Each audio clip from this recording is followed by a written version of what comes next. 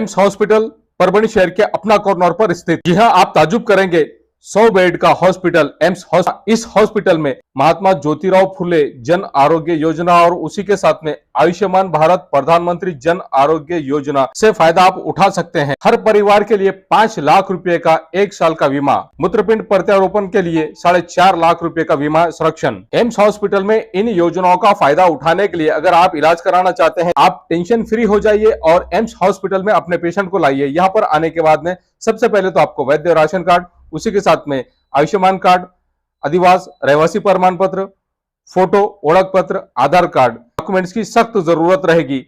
और इसके लिए टोल फ्री क्रमांक 14555/1800111565, उसी के साथ में 155388/1800233200। एम्स हॉस्पिटल की सुविधाएं general medicine, general surgery, orthopaedic surgery, कान नाक घसा रोग। यहाँ किसी पेशेंट को अगर पेशाब में तकलीफ है तो ऐसी सूरत में इसका भी यहाँ पर इलाज किया जाता है और उसका भी ऑपरेशन किया जाता है। उसी के साथ में नफरल डायलिसिस, किडनी के आजार, इस पर भी इलाज किया जाता है। Uro surgery, kidney stone, prostate, संधिवा से ताल्लुक रखने वाली बीमारियों पर भी इलाज किया जाता है। एम्स हॉस्पिटल में स्पेशली डिलीवरी वार्ड, यहाँ पर आईसीयू सेंटर भी बनाया गया है। नवजात बच्चों के लिए मशीन भी यहाँ पर अवेलेबल है। नवजात बच्चों के लिए एनआईसीयू, पीआईसीयू व्यवस्था अवेलेबल। 1356 बीमारियों पर फ्री में वैद्यकीय उपचार। तो आज ही संपर्क करें एम्स हॉस्पिटल, अपना corner Parbhani. Mobile number 9067932903, second number 7776835686। AIIMS hospital अपने घर के जैसा हॉस्पिटल, एम्स हॉस्पिटल में अपने घर का वातावरण। तो आज ही संपर्क कीजिए एम्स हॉस्पिटल, परभणी शहर का अपना कॉर्नर परभणी। परभणी आज तक के ऐड का अगर आप रेफरेंस देंगे तो ऐसी सूरत में एम्स हॉस्पिटल से आपको डिस्काउंट ऑफर भी दिया जाएगा। हर बीमारी का इलाज एम्स हॉस्पिटल, अपना कॉर्नर परभणी। याद रखिए, एम्स हॉस्पिटल में अपने घर का वातावरण पाइए और एम्स हॉस्पिटल से पूरी तरह से हर बीमारी से मुक्ति पाइए। महात्मा ज्योतिराव फुले जन आरोग्य योजना और उसी के साथ में आयुष्मान भारत प्रधानमंत्री जन आरोग्य योजना का फायदा जल्द से जल्द उठाइए। शादी हो या वलीमा, छिल्ला हो या जुमागी, हकीका हो या रस्म एंगेजमेंट, परभणी शहर के यूसुफ कॉलोनी में तो सबसे सस्ता फंक्शन हॉल सीमा फंक्शन हॉल, पानी के टाकी के सामने, यूसुफ कॉलोनी परभणी। बुकिंग शुरू है, जल्द कीजिए और पैसे बचाइए। सिर्फ और सिर्फ 6,000 रुपए किराया। आज ही संपर्क करें Syed Majid sir. Mobile number 9623907575। शादी कीजिए सुन्नत तरीके से, कम खर्च में। जी हाँ, आपने बिल्कुल सही सुना है। सीमा फंक्शन हॉल, सबसे सस्ता फंक्शन हॉल, पार्किंग के लिए भरपूर जगह। परभणी शहर की सबसे मशहूर कॉलोनी यूसुफ कॉलोनी में सीमा फंक्शन हॉल। ऑफिस मीटिंग हो या सभा हो, गैदरिंग हो या कोई और प्रोग्राम, सिर्फ सीमा फंक्शन हॉल में कीजिए। आज ही संपर्क करें सीमा फंक्शन हॉल। एक बार सेवा का मौका जरूर दे। संपर्क करें Syed Majid sir. Mobile number 9623907575। Parbhani शहर का मशहूर beauty parlour Sana beauty parlour. हमारे यहाँ facial, eyebrow, waxing, pedicure, manicure, hair cutting, hair colour, hair straightening, keratin, hair smoothing, hair spa, body spa, कान टोचना, मेकअप, दुल्हन मेकअप सभी किए जाते हैं और वो भी बेस्ट क्वालिटी के साथ कम दाम में। एक बार ज़रूर आएं और सेवा का मौका दें। सना ब्यूटी पार्लर, खान साहब के बिल्डिंग के पास, आइजॉन मॉल के पीछे, दरगाह रोड, परभणी। Mobile number 9730200824। अस्सलाम वालेकुम, मैं हूं सैयद अखिल। आप देख रहे हैं मेरे साथ परभणी आज तक।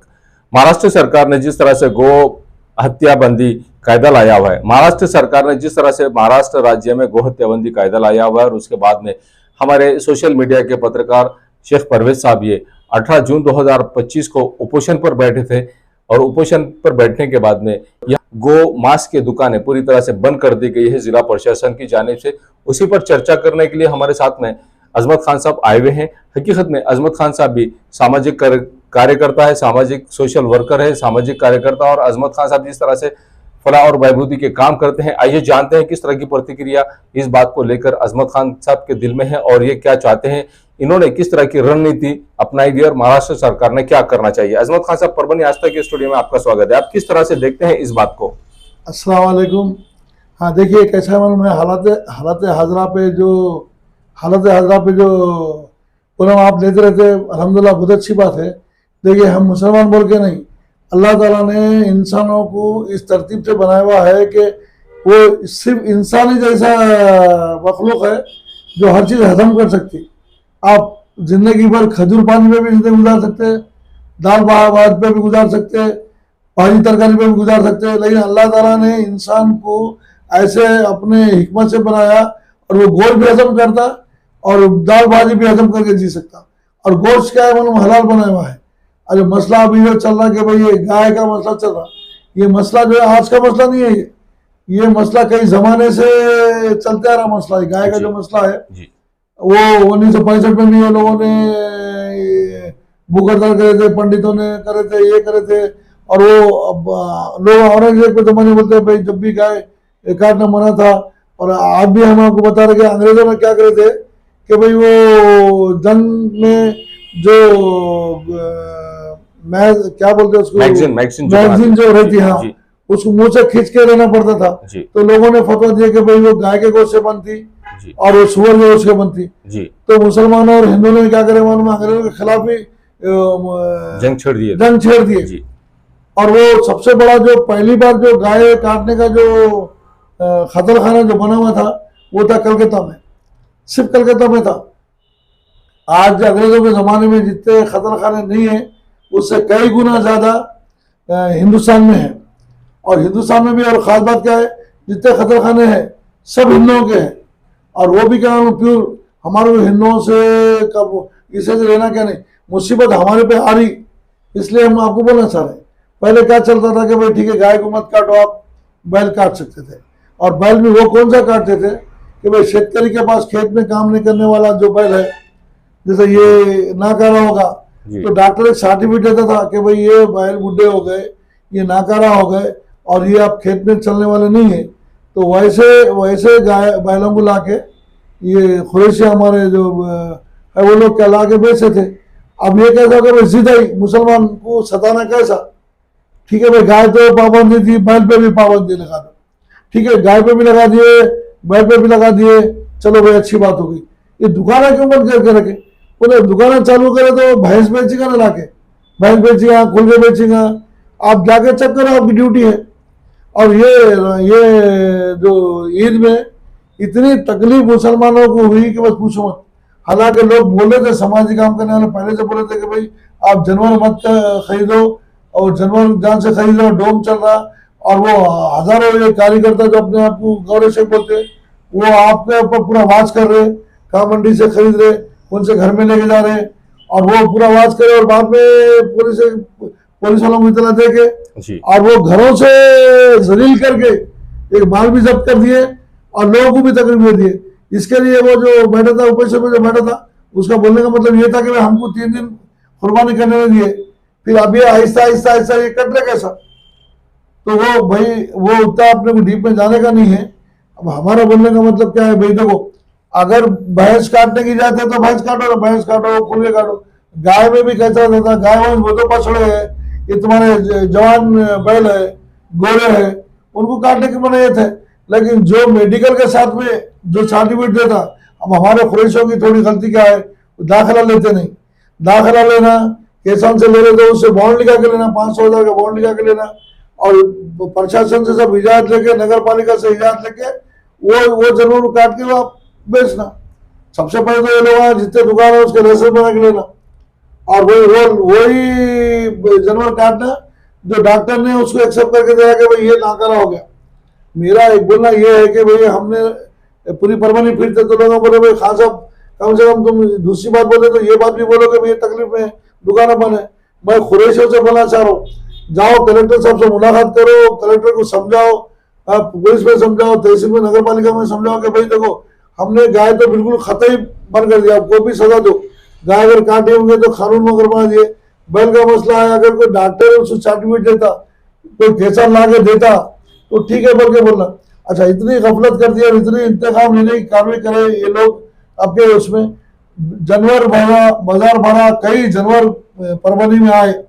तो उनका प्रशासन का काम ये था, नगर पालिका का काम ये था कि भाई तुमने जानवर खरीदो, पालने के बाद से करो, तुम्हारे शौक के लिए करो, गाय खरीदो, बैल खरीदो, खरीदी को कोई रोक नहीं सकता, लेकिन उसका इस्तेमाल कुर्बानी के लिए मत करो।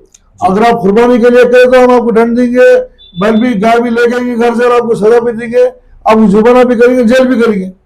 और वो तो वहां तो बहरा बेचने दिए, और ये बेचने जो खरीदे थे उन्होंने दाम लगाया, घर को ले लेके आ गए। अरे भाई किससे खरीदे, क्या खरीदे, उन्हें बेचने वाला कौन था? और मंडी में आप ऐलान करना था नगर पालिका की तरफ से, प्रशासन की तरफ से कि भाई देखो कुर्बानी के लिए यहाँ से जानवर बिल्कुल मत खरीदो, और खरीदेंगे तो हम आपके जानवर भी लेके देंगे आपको। ये तो कुछ पता ही नहीं। तो चुप से लेके आने के बाद घर पे पुलिस आके झटके मार के जानवर निकाल के बेइज्जत करके पैसा भी गया, कुर्बानी भी गई, वक्त भी गया। ये कोई अच्छी बात है क्या बताइए? लोग गुस्से में इसलिए प्रशासन पे कि भाई ठीक है बोल। और आज भी मैं बोल रहा जिम्मेदारी की बात बता रहा मैं आपको, दुकानें चलने दो। और कुरैशी को मैं पहले जो था कि मैं होटल चलाया था, तो पहला जो सदर कुरैशी था, अकबर नाम था उसका, उससे मेरी अच्छी शनाख्त है। अब कौन है क्या है मालूम नहीं। उन्हें जाना कलेक्टर के पास एक लेटर देना, निवेदन देना कि भाई हमको भैंसों के ये खुलगों के इसके लिए ये कर दे रहे। ठीक है भाई, महाराष्ट्र हुकूमत ये करी, तेलंगाना में खुले बैल कटे, तो भाई उनको वहां पे उन्होंने हुकूमत ने दिया कि भाई उसके कैंसर को फायदा होना, उसका आमदनी होना, उसके लिए उन्होंने दिया। अब तुम कहाँ रोकते बताइए? नागालैंड, मणिपुर, आसाम, गोवा, ये सब बैल भी कटता, सब जो भी वो नस्ल से गाय नस्ल जितने जानवर वो काटते। आप बोल सकते हैं वहां पे हर जगह अपना अपना कानून बना रहे, तो ये कौन सी बात है भाई? अच्छा, हम प्रशासन के खिलाफ जा रहे नहीं, ना पुलिस के खिलाफ बोल रहे नहीं, ना कलेक्टर के खिलाफ बोल रहे नहीं, कोई नियम लेके चले ना आप। भाई दुकान बंद कर दिए, अभी लोगों महिला जाके पूरे महिलाओं में दुकान बने, पूछे तो बोले भाई वो बंद कर दिए जानवर गायवंश। अरे गायवंश को कौन खा रहा है? और गायवंश खाने वाला क्या है? जब नहीं बोले तो नहीं, ये ठीक है ना भाई। और कोई अगर वो मुसलमान खुशी है, चोरी से मिला के बैल काट रहा या गाय काट रहा, वो हरामी है मुसलमान के लिए। छुपके भी अगर खा रहा, काट के ला के वो भी हराम है कि भाई जहाँ तुम्हारे को ढके की चोट पे ले जाए लो, वो उसके तुम्हारे उससे क्या कर दो, तुम ये दो ना, बन के लो, लाइसेंस लो, जो नगर पालिका में पेपर लो, दाखिला लो, और जिसे खरीदे उसे बॉन्ड लो, जिससे आप खरीदे उसे बॉन्ड लो। बॉन्ड लेके आप क्या करो, सब अपने तो कानूनी पेपर जरूरी है। अब हमारे लोग आते पहले के चलाए बिस्मिल्लाह बोले लेके बांट दिए, ऐसा मत करो, लोगों को भी तकलीफ हो रही। हमारा क्या, हम सर्वे कर रहे थे, एक बोलने का हक रखते, मीडिया आज दुनिया मीडिया से चल रही, हम और वो मीडिया नहीं है। वो कौन से मीडिया बोलते हैं आप? बोलते ना कौन से मीडिया? गोदी मीडिया नहीं है। हम एक नॉर्मल आदमी है, हमारे पास थोड़ा सा सलाहियत है ना। तो मेरा बोलने का मकसद ये है, शायद सुने क्या, बिस्मिल्लाह कीजिए, कल से परसों से सब दुकानें खुले कीजिए, भैंसा लाइए। भैंस में तकलीफ क्या हो रही मालूम? सबसे सस्ती भैंस मिलती थी, मैं जो होटल चलाता था उसको जमशी बोलते थे, और मैं खुद खड़े रह के वो बैल के गोश्त लेके आता था और होटल चलाता था।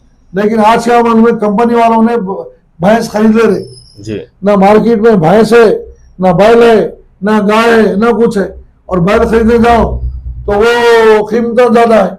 अब वो कीमत ज्यादा होने से गोश्त की कीमत देते रहे ज्यादा, अब तो मिल रहा ही नहीं। अच्छा, हमारे खासतौर पर मुसलमानों में मछली की आदत नहीं है खाने की। मछली 120 से 220 तक नॉर्मल मछली बहुत अच्छी मिल रही है, हफ्ते में एक आध बार खाओ, 2 बार खाओ, ये खाते नहीं। उनको होना गोश्त जी। ठीक है, तो कुछ ऐसे इंतजाम करो, जैसा कोई एक रास्ता निकालो।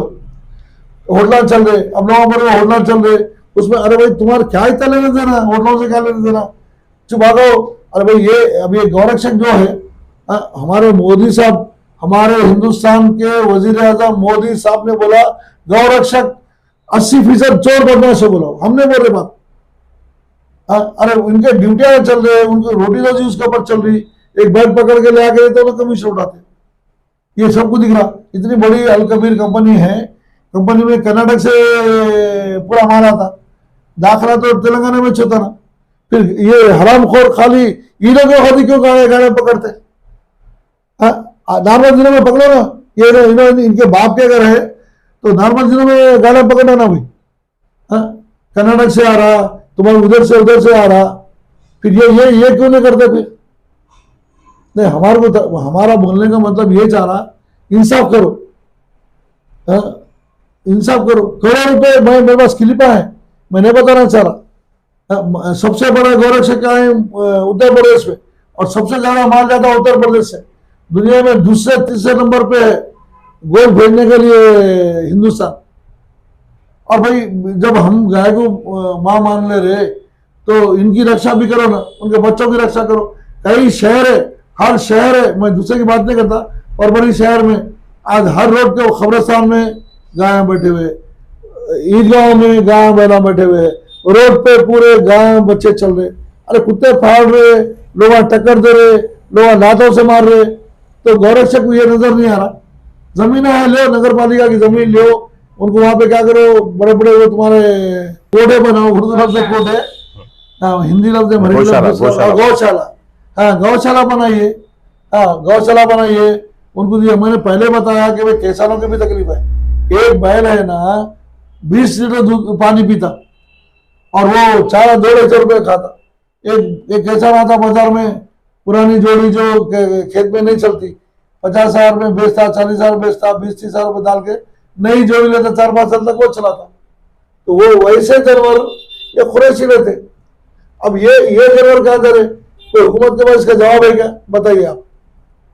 और ये कंपनियां पूरा डिक्लेयर कर रहे कि भाई पूरे कंपनियां, बड़े बड़े 7-8 कंपनियां, मशहूर कंपनियां हिंदुस्तान में, सब गैरों के है। कौन सा मुसलमान चला रहा बताइए। ये क्या है, लाना, काटना, बेचना, कुछ बचा घर को ले जाना, इनके कारोबार मुसलमानों के ऐसे है, हर मामले में है। अब हलाल क्या बोलते, अरे हलाल, और इनको क्या मालूम है हलाल क्या है। जब जानवर 3 पेजी में उसको जानवर को जान निकलना पड़ता, तो उसको भी तकलीफ होती, पूरा खून निकले था, बीमारियां सब बाहर निकलते, और वो कुछ फ्रेश आता। ये हराम खोरा बीच में बोलते भाई हलाल का वो करो, वो पकड़ रहे, काट रहे। अरे भाई एक इंसान के नाते सो, एक इंसान हिंदू मुसलमान को आप बाजू खड़ाओ, एक इंसान मर के खड़े गए दोस्तों, एक मासूम आदमी, एक ज़ईफ आदमी, एक बुढ़ा आदमी, उसको गाय लगे जाएगा बोल के मार मार के जान से मार दे सामने वीडियो। कौन है तू, कौन सा हिंदू है तू। ये हिंदुओं में ये है क्या, प्रशासन छोड़ेगा, हुकूमत छोड़ेगा। मैं मुसलमान को मारे बोल के बोलो, इंसानियत देखो तुम्हारी। अरे घेर कर के पकड़ पकड़ के मार रहे, हाँ हर दिन कहां तक सबर करिए, कहां तक देखिए। ये प्रशासन का काम ये नहीं है, हाँ बताइए ना, ये प्रशासन का काम देखना कि नहीं देखना बोलिए आप। अरे कितना अफसर होगा। अच्छा मुसलमानों बोल के नहीं, अरे वो हिंदू को भी मारे तो हमारा खून इससे ज्यादा खवलता, इससे ज्यादा गुस्सा आता। अरे एक इंसान को मारते, माँ है मेरा जानवर, अपनी माँ के घर में जाके देखो ना। तुम जो एक मुसलमानों को मार रहे 4, 6, 8, 10, 20, और कभी ये पकड़ के 20 के 20 को इनके घर में जाके देखो, इनकी माँ का क्या हाल है। एक जानवर को मार के मुसलमान को मार रहे, और वो उनकी माँ को देखो घर में क्या करे, लोग घरों में बर्तन धो रहे, भीख मांग रहे, वो उनकी औलाद है। एक हिंदू ऐसा कर सकता क्या। आज मैं हिंदू से तो बात करना चाह रहा हूं। हिंदू हमारे दोस्त नहीं है, हिंदुओं को इंसानियत नहीं है, मर्यादा हिंदुओं को नहीं है। ये कौन लोग आए फिर। मैं बताना चाह रहा हूं प्रशासन से भी कि भाई देखो इनको भी पकड़ो, इंसाफ दिलाओ।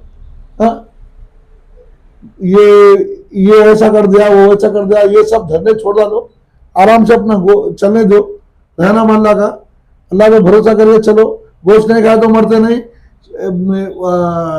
ये पानी और खजूर पे पूरी जिंदगी गुजार सकते जितनी गोश्त में ताकत आती।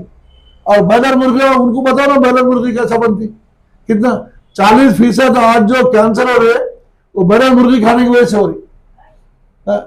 एक दिन का चूजा 40 दिन में 3 किलो का हो जा रहा हो, तो क्या उसके अंदर केमिकल डाल के खिला रहे हो आप बताइए। और वो भी बेवकूफ जो बैलर खा रहे, वो भी सोचना चाहिए उससे अच्छा दाल खाओ। वो चक्कर ले आके, मेडिकल करा के ले, बैलर को ले आके, उसके अंदर कितने केमिकल है, कितने जहरीले उसके अंदर जरासीम है। ठीक है, बोल दिया जो बोलना था, मेरे दिल में जो बात थी बोल दिया। अस्सलाम वालेकुम, बहुत शुक्रिया आपका।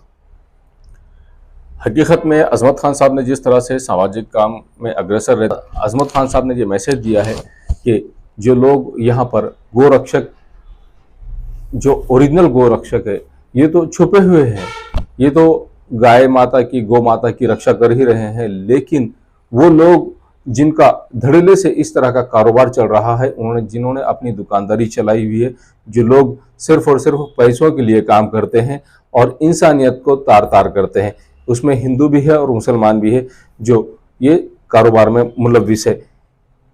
जहां तक गोरक्षा की बात की जाए, गोरक्षा तो होना जरूरी है और गवर्नमेंट ऑफ महाराष्ट्र ने जो जानवर जुबा करने पर परमिशन दी है, उन जानवरों को जुबा करना चाहिए और जो जानवरों को जुबा करने के लिए बैंड लगाया है, उन जानवरों को जुबा नहीं करना चाहिए। चाहे प्रशासन किसी भी लेवल पर जाए, आपने अगर गलती से भी गोहत्या की और छुपकर अगर गोहत्या की और छुपकर अगर आपने गोमांस बिक्री किया तो ये भी एक गुनाह है। उसमें खाने वाला भी गुनहगार है, बेचने वाला भी गुनहगार है। तो बराए करम आप चोरी छुपे गोमांस ना बेचे, चोरी छुपे गोमांस ना बेचे और चोरी छुपे गोमांस ना खाए। आपको जो भी करना है डंके की चोट पर करें। आप अगर दाल खाएंगे तो आप जिंदा नहीं रहेंगे, ऐसा नहीं है। आप दाल खाकर भी जिंदा रह सकते हैं, आप भाजी खाकर भी जिंदा रह सकते हैं, आप पेंट खजूर और खजूर खाकर भी जिंदा रह सकते हैं, आप दूध पीकर भी जिंदा रह सकते हैं, आप भाजी खाकर भी जिंदा रह सकते हैं। जरूरी नहीं है कि मांस ही खाए। और मांस खाने से हकीकत में मुस्लिम समाज कितने परसेंट है जो मांस खाता है। अब सवाल यह पैदा होता है कि यहाँ पर मांस गो मांस हो या किसी और जानवर का मांस हो, मांस ही खाना है आपको, तो मांस खाने का शौक ही है, तो यहाँ पर आप भैंस का मांस खाइए। और कुरैशी बिरादरी से खास तौर से अजमत खान साहब ने आह्वान किया है कि आपकी जो दुकानें हैं, ये दुकानें पूरी तरह से शुरू रखें और आप गो मांस की बजाय आप भैंस का मांस बेचे, भैंस की कुर्बानी दे, भैंस को जुबा करे और भैंस का कारोबार करे। जिन लोगों को भैंस का गोश्त खाना है वो जरूर आपके पास से गोश्त लेके जाएंगे। जिन लोगों को भैंस का मांस खाना है वो लोग जरूर आपके पास से भैंस का मांस लेकर जाएंगे और जिनको जरूरत नहीं है वो आपके पास से भैंस का मांस नहीं लेकर जाएंगे। जिला प्रशासन ने भी भैंस के मांस को बेचने की परमिशन दी है, तो आप अपनी दुकानें पूरी तरह से शुरू रखें और यहाँ आपकी बेरोजगारी को खत्म करने की कोशिश करें। जिस तरह से अजमत खान साहब ने यही मैसेज दिया है, आप अगर गौ माता की रिस्पेक्ट करते हैं, आप अगर गौ मांस नहीं काटना चाहते हैं तो आप ना काटे, आपको जबरदस्ती नहीं है। और गवर्नमेंट ऑफ महाराष्ट्र का जिस तरह से यहाँ पे रूल्स गाइडेंस बताए गए हैं, उस गाइडेंस को जरूर फॉलो करें। यही मैसेज अजमत खान साहब इन्होंने दिया है। और गोरक्षक, वो डुप्लीकेट गोरक्षक जिनका कारोबार पैसे कमाना है, जिनका कारोबार किसी तरह से किसी गोमांस, किसी गोमाता की रक्षा करना नहीं है, सिर्फ पैसे कमाना है, ये मकसद उनका है, ऐसे डुप्लीकेट गोरक्षकों से सावधान रहें। जहां पर आप मदद कर रहे हैं, जहां पर आप गोमाता की रिस्पेक्ट कर रहे हैं, उन तमाम गोमाता के रिस्पेक्ट करने वाले तमाम गोरक्षकों को हमारा सलाम है। यही मैसेज अजमत खान साहब ने दिया है। आप देखते रहिए मेरे साथ परभनी आज तक। आपको यहाँ पर हकीकत में जहां गो मांस की बात आती है, मांस तो पूरी तरह से बंद होना चाहिए, चाहे मांस गो मांस रहो, भैंस मांस रहो या किसी और जानवर का मांस रहो या बकरे का मांस रहो या मुर्गे का मांस रहो। हकीकत में जहां जीव हत्या पाप है, जीव की हत्या ही नहीं करना चाहिए, चाहे वो किसी भी प्रकार का जीव रहे। आप अगर जीव की हत्या ही करना चाह रहे हैं तो क्यों जीव की हत्या कर रहे हैं? आप अगर जीव की हत्या नहीं करना चाह रहे तो ऐसी सूरत में आप खास तौर से हम आपको बता दें कि मंदिरों पर, जहां पर मरियाई का मंदिर होता है, वहां पर आप बकरा काटते हैं, दरगाहों पर जाकर आप बकरा काटते हैं। पूरी तरह से इस पर भी बैंड होना चाहिए, अगर बैंड ही करना है आपको तो।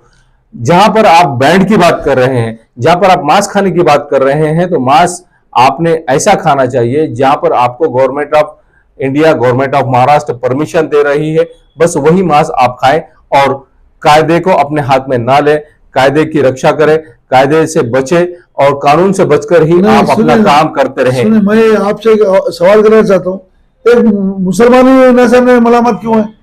क्या सिर्फ मुसलमानी बैल का गोश्त, गाय का गोश्त या बैल का गोश्त खाते? कितने सुनेगा हिंदुस्तान इतना बड़ा। हकीकत में जिस तरह से अजमत खान साहब ने बात कही है, इस बात का आप खास तौर से ख्याल रखें। कुरैशी समाज को जिस तरह से आह्वान किया है अजमत खान साहब ने, यहाँ पर हम मुसलमानों की बात नहीं कर रहे हैं, मुस्लिम समाज की बात नहीं कर रहे हैं, मुस्लिम कम्युनिटी की बात नहीं कर रहे हैं। मांस खाने वाली वो कम्युनिटीज जो सामने नहीं आ रही है, मांस खाने वाली वो कम्युनिटी आगे आना चाहिए। उन्होंने भी आगे आना चाहिए। सिर्फ मुसलमानों ने कॉन्ट्रैक्ट नहीं लिया, मुसलमानों ने गुत्ता नहीं लिया है कि मांस मुसलमान ही खाते हैं। मुसलमान सिर्फ 16% है और बाकी के जितने परसेंट है मांस खाने वाले, वो कहां पर छुपे हुए हैं? ये सवाल आप लोगों के लिए, हम हमारे दर्शकों के लिए छोड़ रहे हैं। आप देखते रहिए मेरे साथ परभनी आज तक। मुझे दीजिए इजाजत। जय हिंद। शादी हो या एंगेजमेंट, छिला हो या जुमागी, मीटिंग हो या कुछ और, परभनी शहर में तो भैया सिर्फ एक ही नाम, फैसल फंक्शन हॉल, दरगाह रोड, फैसल कॉलोनी, जमीर पॉइंट, परभनी। बुकिंग शुरू है, जल्द ही संपर्क करें। Syed Muzammil, mobile number 8177941481, second number 9922855585। Faisal function hall की खुसूसियत, 2 व्हीलर 4 व्हीलर के लिए भरपूर पार्किंग व्यवस्था, लेडीज के लिए पर्दे का माकूल इंतजाम और सेपरेट कुशादा हॉल, जेंट्स के लिए separate hall, separate washroom, ladies के लिए सेपरेट हॉल, माकूल पानी का इंतजाम, दरगाह से करीब, सबसे कम बजट में। विजिट जरूर कीजिए, आज ही बुकिंग करें। शहर में अगर आपको एसी बिठाना है तो ऐसी शुरुआत में आपको फिक्र करने की जरूरत नहीं। Cool point refrigeration and sales और service centre, RR tower, bus stand road, Parbhani. इसमें मोबाइल नंबर शेख फैजान साहब, इनका मोबाइल नंबर 8482852927। उसी के साथ सेकंड नंबर 7875849786। इन नंबर पर कॉल कीजिए और शेख फैजान साहब इन्हें आपके एसी की सर्विसिंग के लिए, और अगर आपको सेकंड एसी उसी के साथ में रेफ्रिजरेशन अगर आपको होना, तो ऐसी सूरत में आपने आरआर टावर यहाँ के Cool point refrigeration and AC sales and service centre पर जरूर कांटेक्ट करें। याद रहे, एसी के बगैर कुछ नहीं। एसी है तो गर्मी में भी कूल है। अगर आपके घर में एसी लगा हुआ है और आपको अगर उसे रिपेयरिंग कराना है, तो ऐसी सूरत में शेख फैजान इन्हें कॉल कीजिए। और अगर आप कॉल नहीं कर सकते हैं, अगर आपको एड्रेस चाहिए, तो address Cool point refrigeration and AC sales and service centre, RR tower, bus stand road, Parbhani. याद रखिए, ये सर्विस आप लोगों के लिए स्पेशली, और आप लोगों के लिए अगर आप इस कॉल के जरिए से, अगर आप इस ऐड के जरिए से cool point refrigeration and AC centre पर जाएंगे, तो आपको विशेष तौर से डिस्काउंट ऑफर भी दिया जाएगा। इस बात का खास तौर से ख्याल रखिए। Cool point refrigeration and AC sales and service centre, RR tower, bus stand road, Parbhani. Second AC अगर आपको खरीदना है तो वाजबी दाम में और बहुत अच्छी क्वालिटी के सेकंड एसी, उसी के साथ में रेफ्रिजरेशन, आपको हर कंपनी के एसी और फ्रिज और रेफ्रिजरेशन मिलेंगे। याद रखिए, आप Cool point refrigeration and AC sales and service centre पर एक बार जरूर आए। RR tower, bus stand road, Parbhani शहर के सूबेदार नगर में सैयद फंक्शन हॉल स्थित है। और सैयद फंक्शन हॉल में जिस तरह से यहाँ पर आप तमाम हजरात के लिए, और जिस तरह से सैयद फंक्शन हॉल में यहाँ पर शादी ब्याह के लिए, एंगेजमेंट के लिए, मीटिंग के लिए, और उसी के साथ में यहाँ पर रोजा इफ्तारी के लिए भी बहुत माकूल इंतजाम किया गया है। सैयद फंक्शन हॉल सिर्फ नाम ही काफी है। सैयद फंक्शन हॉल में स्क्रीन पर जो नंबर दिया है, ये नंबर यहाँ पर बुकिंग के लिए दिया गया है। यूसुफ भाई इनका ये नंबर है, और दोनों भी नंबर जो स्क्रीन पर बताए जा रहे हैं, ये दोनों भी नंबर सैयद फंक्शन हॉल के लिए बुकिंग के लिए है। अगर आपको किसी फंक्शन में जाना है, तो ऐसी सूरत में सैयद फंक्शन हॉल में आप लोगों के लिए ठहरने का भी इंतजाम किया गया है। और सैयद फंक्शन हॉल सिर्फ नाम ही काफी है। सैयद फंक्शन हॉल परभनी शहर के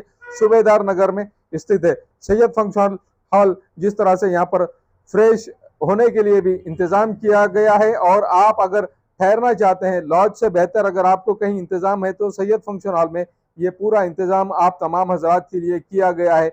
स्क्रीन पर जो नंबर दिया गया है, इस नंबर पर आप कांटेक्ट कर सकते हैं। आपको अगर शादी के लिए, एंगेजमेंट के लिए, छिल्ले के लिए अगर आपको सैयद फंक्शन हॉल चाहिए, तो स्क्रीन पर यूसुफ भाई के नंबर दिए गए हैं, और जिन नंबरों को हमने स्क्रीन पर लगाया है, इस नंबर पर आप कांटेक्ट कर सकते हैं सैयद फंक्शन हॉल में बुकिंग के लिए। और सैयद फंक्शन हॉल हमेशा आपकी सेवा में उपलब्ध है। Abdul Wahab function hall booking यहाँ पर शुरू है। शादी ब्याह और उसी के साथ में छिल्ला छट्टी, और साथ ही यहाँ पर किसी भी तरह के प्रोग्राम, रस्म, एंगेजमेंट के लिए आपके लिए अब्दुल वहाब फंक्शन हॉल में मूलभूत सुविधा अवेलेबल है। अब अब्दुल वहाब फंक्शन हॉल परभनी शहर के कवड़गांव रेलवे गेट से नीचे, यहाँ पर जिस तरह से अलीबाग नगर के करीब ही यहाँ पर ये फंक्शन हॉल अवेलेबल है। और अब्दुल वहाब फंक्शन हॉल, जिस तरह से यहाँ पर मूलभूत सुविधा अवेलेबल है, लेडीज के लिए यहाँ पर अलग से हॉल, सेपरेट हॉल, जेंट्स के लिए सेपरेट हॉल, उसी के साथ में बच्चों के खेलने के लिए सामने गार्डन और स्पेशली पार्किंग के लिए माकूल जगह अब्दुल वहाब फंक्शन हॉल है। अगर आपको शादी करना है, आप अपने बच्चों की शादी अगर करवाना चाहते हैं, अगर आपको बच्चों का एंगेजमेंट कराना है, बच्चों का अगर छिल्ले का प्रोग्राम है या मीटिंग है, तो ऐसी सूरत में परभनी शहर में तो भैया सिर्फ एक ही नाम है, अब्दुल वहाब फंक्शन हॉल, जाहिद खान। इनसे आप राब्ता कर सकते हैं। स्क्रीन पर दोनों भी कॉन्टैक्ट नंबर दिए गए हैं। अगर आप बुकिंग करना चाहते हैं, अगर आपके घर में शादी है, अगर आपके घर में छिल्ला है, तो ऐसी सूरत में आप अब्दुल वहाब फंक्शन हॉल में अपने प्रोग्राम की बुकिंग कर सकते हैं। और बुकिंग के लिए महबूब पार्क फंक्शन हॉल, मनसब नगर, जाम पारवा गेट, दरगाह रोड, परभणी। शादी हो या एंगेजमेंट, चिल्ला हो या जुमागी, मीटिंग हो या फिर कुछ और, परभणी में तो भैया सिर्फ एक ही नाम, महबूब पार्क फंक्शन हॉल, मनसब नगर, जाम पारवा गेट, दरगाह रोड, परभणी। बुकिंग शुरू है। Mobile number 9960569383, 8421903333। इसके साथ ही 9822829035। हाजी महबूब अंसारी। याद रहे, आप हर तरह के प्रोग्राम हमारे फंक्शन हॉल में मनाएं। आज ही अपने प्रोग्राम की बुकिंग। मिर्जा मेस, परभणी। अगर आप परभणी शहर में रहते हैं और घर के खाने का लुत्फ लेना है तो संपर्क जरूर करें मिर्जा मेस, परभणी। घर पहुंच सेवा खाने के टिफिन के लिए जरूर संपर्क करें। मोबाइल क्रमांक 8830266947।